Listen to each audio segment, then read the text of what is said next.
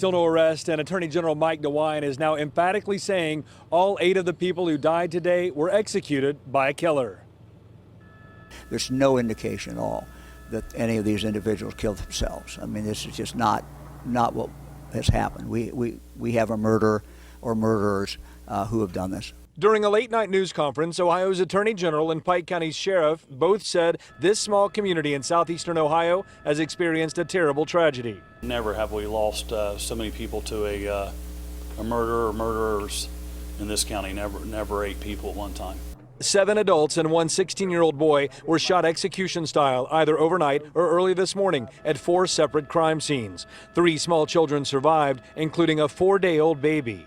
During a news conference earlier in the day, Mike DeWine said the fact children were involved makes what happened even more difficult to comprehend. I think what makes this particularly grisly is the fact that you have these children involved who obviously were there when the executions took place. There's still no word of a motive, and police will only say the victims were all members of the Roden family of Pike County. Both Sheriff Reeder and the Attorney General met with about 100 members of the family to explain where the investigation stands. This is a devastating time for a family to learn that they've lost so many members. Devastating for the Roden family and for everyone who values Pike County for its peace and tranquility.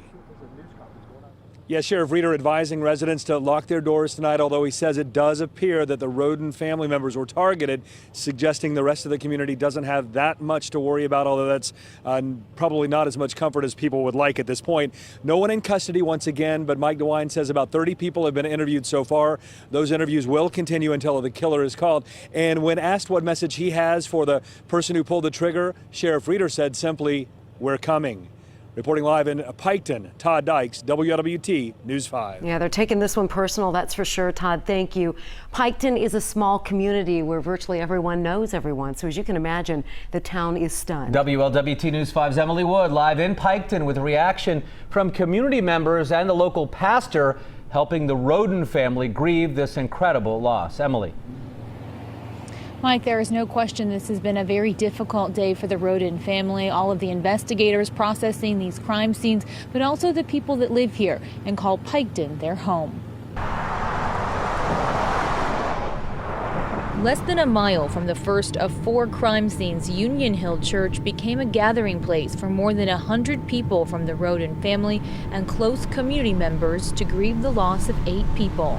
Unbelievable that it's now coming to our county. And it is just unbelievable, these things that's happening and going on. It's, such tragedies like this, we should not have them. Pastor Phil Fulton says members of the Roden family used to attend church at Union Hill and says he knew one of the deceased victims very well. Very hardworking mother, loved her kids, and she would have done anything for her kids. Attorney General Mike DeWine and Sheriff Charles Reeder, who knew the Rodens before this tragedy, say they met with the family at the church to pass along information and their condolences. We're praying for the family. We're trying to lift up the family. We'll do anything that we can to reach out and comfort them. Around town, people who know the family and even those who don't are praying for them and holding their own extra tight. Probably have a few more people at church Sunday, and then everybody thinks all the bad stuff happens in the big cities, but the devil works at it everywhere. It's quite a shock, thinking about the whole family, really. A family in pieces trying to understand the motivation behind this gruesome crime and why anyone would want to tear them apart.